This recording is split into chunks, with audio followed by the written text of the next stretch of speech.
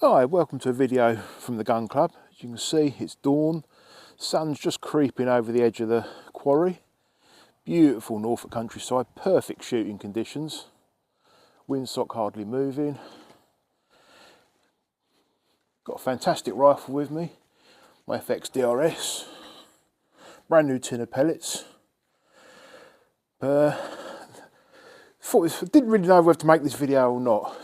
It's been a pretty up and down sort of week, but I thought it's important because mental health is something we all need to take seriously. I've probably poo-pooed it a bit in the past, but in the last week it's all caught up with me. People that know me know that I've not been in the best of health for quite some time, but a year ago I got diagnosed with prostate cancer. Basically, the hospital under are pretty crap. They're failing the duty of care with me. And I'm no nearer now to having anything happen until over a year ago. Had a pre-op in April. Still not got an operation date. Got family history of it as well. I've been trying my best to keep on top of things. Obviously, I've got quite an active job. I average 16,000 steps, drive 200 miles a day. So I'm still active. I'm still earning a living because I've got no choice. I've got a mortgage. Bills still come in. Shooting's obviously my main hobby. It's been my way of life all my life. Because people have read my bio know my family history of sort of military and farming. So guns have always been part of my life. But the last 6 months, obviously the cost of living has caught up with everyone. I'm just going to go through some costs of things so it makes a bit more sense what's happened in the last week of why it's happened. Right, one of my main shooting organisations who I've actually left after what's happened in the last week was £98 a year. I belong to another one which is a lot less than that and they're a lot more helpful, so I'm sticking with them because obviously I need insurance still to shoot things like this. My licence was up for renewal in April 2026, so I've got a few months left to go on that. But the costs have increased quite a lot. You now need, even though I had 2 counter signatories anyway, even for a shotgun licence now you need 2 counter signatories for it. And the shotgun licence cost has gone up to £194 a year. You need a medical to go with that. When the cheapest you're going to get that done is about 60 quid. I think my last one 5 years ago was £12. So that's gone up massively. And I think, off the top of my head, I think it's 50 or 60 quid to renew my shotgun licence last year. And the section one's gone up to 198. And if you have them both together, they call it a code to minus, that's £202.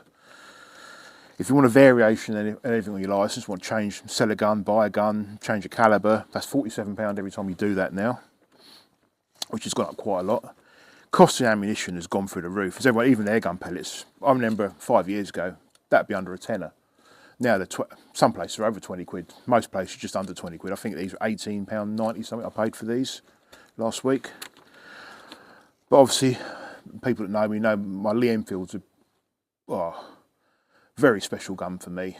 After what my granddad done in the war and that. Been around me all my life. 50 rounds for them now at £54. So that's every time you pull the trigger, it's costing you more than a pound. 2.2 subsonics, which I use mostly for pest control, and the Ruger 1022, they're £10 a box for 50. It's not too bad, but it's still, compared with airgun pellets, it's a lot of money. 1.7 HMR, they're £19 a box now, average price. You're obviously going to get them cheaper here and there if you shop around. You want a day's pigeon shooting over decoys, which I used to do a lot of. I used to use clear pigeon because I'm not the best shotgun shot in the world, so you want at least 32 grams of lead up in the air. And they're a good cartridge. They're £107 now for a slab of 250 cartridges, and you're going to do 250 on a decent day, easy. I've had some days where I've shot 500 shots. So you're looking at over £200 then for a day of pigeon shooting, basically doing pest control for a farmer. And you're having to pay that sort of money. My Marlin Goose gun, which is a long range pest control, the 3-inch Magnum BB cartridge you used to use in that, £247 now for 250 of them, and 410 subsonics, which you used to use a lot of, £133 now for a slab of them with 250. So that's massive, and these are lead prices. Bear in mind, we've only got a couple of years left of shooting lead now. We're going to go over to steel soon. The Marlin can't shoot steel because it's a full choke. The Lee Enfield, it's a 1943. Would you really want to put steel ammunition for it? I wouldn't. And then we get on to memberships. Where I am now, it's a fantastic club, real decent bunch of people. This is £40 a year here, no range fees. You pay your £40, you get a code for the gate. You can come and shoot whenever you want during the daylight. Fantastic bunch of people, fantastic facilities. It's perfect. But in comparison, most of the gun clubs you used to shoot 303 at, you're looking at £400 a year. That's 10 times the cost. Is it 10 times the fun? You could argue yes, but the cost-wise, I can't afford that no more. And in most of the other ranges, £20 an hour now, if you're not a member there to go and shoot at. So I've been thinking about giving them up for a long, long time. It's a difficult decision. But it's one of them things you think, what's more important? A roof over your head or having some guns? And if I haven't got a roof over my head, I wouldn't have any guns anyway, because obviously they've got to be stored very securely. But obviously with the medical problems I've got, it's happened twice now. In the UK, our licence system runs on a traffic light system. Green, everything's hunky-dory. Amber, there's room there for a little bit of concern. Red, the police come and knock on your door, take your guns away, then ask the questions afterwards. And at the start of the Ukraine war, I took in a family of 7 from Ukraine. Couldn't really afford it, but for some, I'm an idiot. I do stupid things like that. And I had a trapped nerve in my neck at the time, and they put me on some medication for that, which is the same medication they use for depression. Sure enough, within 2 hours of prescription going through, firearms team were knocking on the door. Luckily, I got on really well with them, got good rapport with them. I do volunteer work for Norfolk Police anyway. Quick phone call to my doctor, clarified that it's only for a trapped nerve, it's not for actually for anything to do with depression, everything's hunky-dory. So that's the first strike in this licence period. Long story short, the Ukrainian thing was a stupid thing anyway. It put me in a lot of debt. I think it's over £3,500 it cost me. I'm now on a debt management plan, paying that off because I'm not earning very good money now working in healthcare. Earned good money all my life being a mechanic. Then also I've got older and I've moved to Norfolk for an easier, so-called easier life. Now working in healthcare, the money's crap. So that's another reason why I'm in the shit for money. Obviously with the latest health problems, it's not terminal cancer at the moment, but if I don't get any care soon, it probably will be. I think I'm doing a pretty good job of dealing with it. I've got a military grade sense of humour. When I got diagnosed, my first thought was, you know what, I'm finally going to lose some weight. I won't be a fat fucker anymore. That's the way my mind works. There's no point being upset about these things. You can't change it. You just got to try and make the best of a bad situation. I've carried on working, I've carried on shooting. Nothing's really changed. I'm in a lot more pain now than I was a year ago. I've got a lot less energy than I had a year ago. Sometimes I go home from work, I sit in my van outside and it takes me a couple of minutes to get the strength to walk to the front door, but I keep on going. But last week I thought, I've had enough of this. I'm going to get hold of my GP and see if there's any way we can get transferred to another hospital that's going to give me better care, because if you look in the league tables, King's Lynn Hospital is shit. Not being nasty, there's some fantastic staff work there, but as a collective, it's crap. After my first MRI, I went back to see the results, thinking I was speaking to a surgeon, and it was a clinician on his second week of the job. He hadn't got a fucking clue what he was doing. And I work in healthcare. I have to go through I think I've done 72 training courses so far this year. I'm probably more qualified to look at the stuff than he was. It was embarrassing. So nothing really happened. And bang, nothing's happened now still. I still haven't got an operation date yet, even after waiting for all that time after the pre-op in April, which I'm going to need another one now, because it's obviously been more than 6 months. So as I carry on waffling on here, sorry about this. Went to see the doctor. My doctor's not there. Seen a locum. Don't want to be racist, but he couldn't hardly speak the language.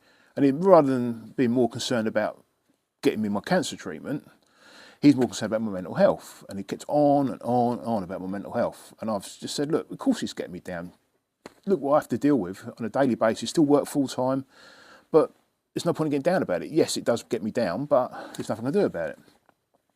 Didn't get anywhere with him. They said they can refer me to another hospital. They've got to now nominate another hospital, so I've got to do some research, try and find out somewhere within a reasonable commuting distance I can get to another hospital now.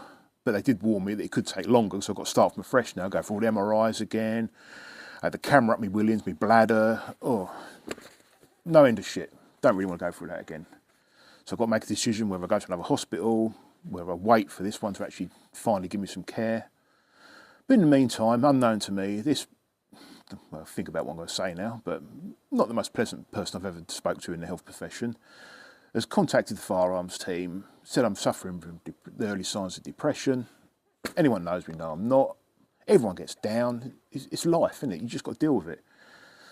So they've phoned me up because I've got a real good rapport with them, and they've advised me to do a voluntary hand-in of my weapons, because if I don't, and they have to come and take them away, and they revoke my licence. I then become a prohibited person, which also means I lose access to my air guns, which is pretty wrong, isn't it? So I voluntarily had to hand my firearms in to a friend who's an RFD.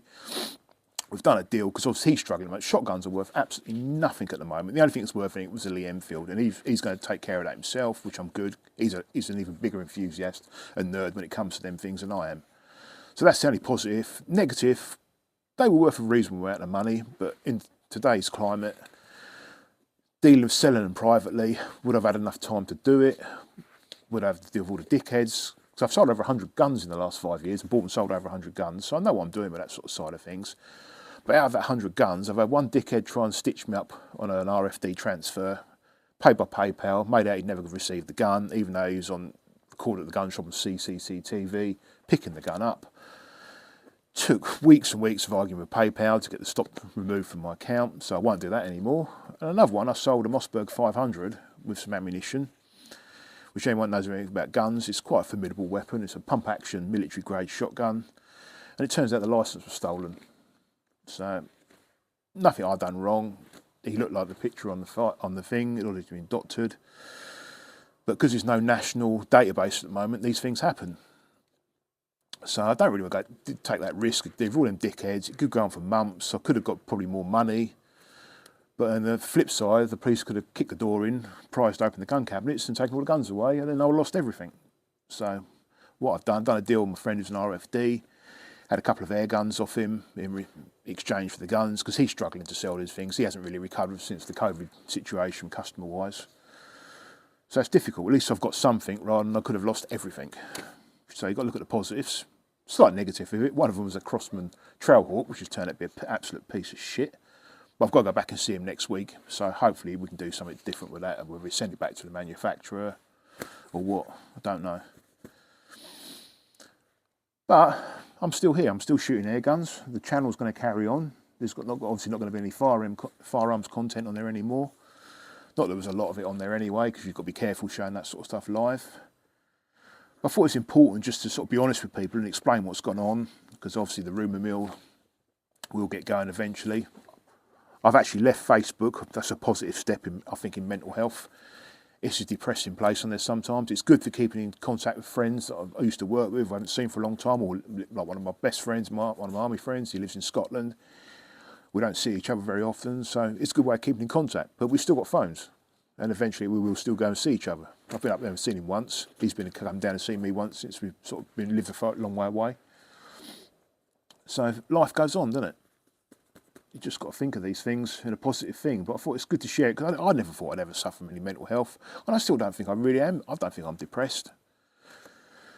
It is difficult dealing with the shit that I'm dealing with, but for the last 10 years, that's all I've dealt with is absolute shit.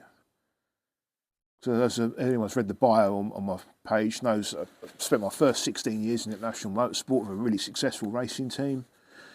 Then moved into doing engines, then I moved into commercials. So I've done a lot of different, actually ended my mechanical career working on ride-on lawnmowers of all things.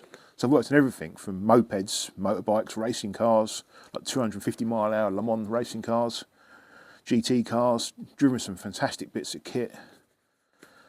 Then when I moved up here for a so-called easier life, the money is a lot less in Norfolk than it was back in Hertfordshire. But things have gone downhill a little bit. But you've got to carry on, haven't you? I don't think it's depression. It's just being realistic about what's going on with life. But the main thing is, I've still got stuff like this. I'm down to 52 guns now. I think 3 years ago I've got over 100. So, but I've got some quality stuff there. I enjoy shooting. And hopefully, now that risk of not being a prohibited person but losing my licence means I can carry on shooting these.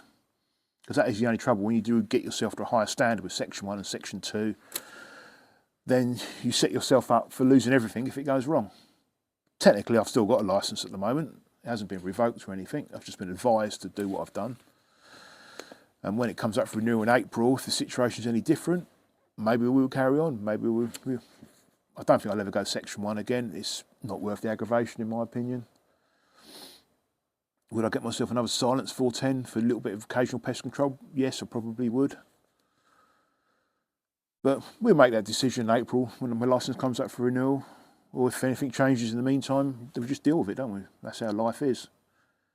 Bit of a different video to what I normally do, but I thought it was important that people realise what's going on, because some of the comments I get on some of the videos, 99% of it is positive, and thank you for all the people that do that. Every now and again you get a gobshite. You're always going to get it. I've got nearly 2,000 subscribers. I think 20,000 views a month. There's always going to be a dickhead there, isn't there? I've got some quite strict moderation on there. A lot of the comments I never even see. YouTube do actually remove them before I see them. And they hold them and I can go and review them. But the way I look at it, if they ever think there's something hateful in that comment, I don't need to see it. So, tough shit. People make a good comment, I do try and reply when I can. And hopefully that's how the channel's going to carry on. Next week, hopefully, as part of the deal with my firearms, I've got an SMK Victory CP2 coming. I've done quite a few custom builds on them. This one I'm determined to keep standard and just enjoy it as it is out of the box, whether or not that'll actually happen, whether I end up being an idiot and tuning it again and then someone offers me money and sell it. Hopefully I don't do that. I want to keep this one because they are a fantastic bit of kit. Hopefully we can get the Crossman Trailhawk problem resolved, which is a little bit disappointing because it initially seemed like a really good gun. And to be fair, I don't have a lot of trouble with my budget guns. I've had more trouble with this FX than I've had with most of my budget guns. But touch wood, it is all sorted now. So let's have a look at the pressure gauge. Make sure it hasn't leaked anymore. Yep, pressure's still exactly where it was where I filled it up last night, so that's good. In fact, it's probably about 10 bar down, but it's only 2 degrees here at the moment, and I charged it up in house when it was 23 degrees, so that drop in temperature will bring the pressure down a little bit in the gun. But I'm looking forward to doing some shooting this morning. Hope everyone else has a good day. If you know anyone that's going through some shit, just chat to them. I did have a sit down with my boss a couple of weeks ago and said, you know what, this is starting to get on top of me a little bit now, and I'm getting to the stage where I'm thinking about giving up my firearms. Then this has happened, hasn't it? So talk about it, just try and stay positive, and thanks for watching.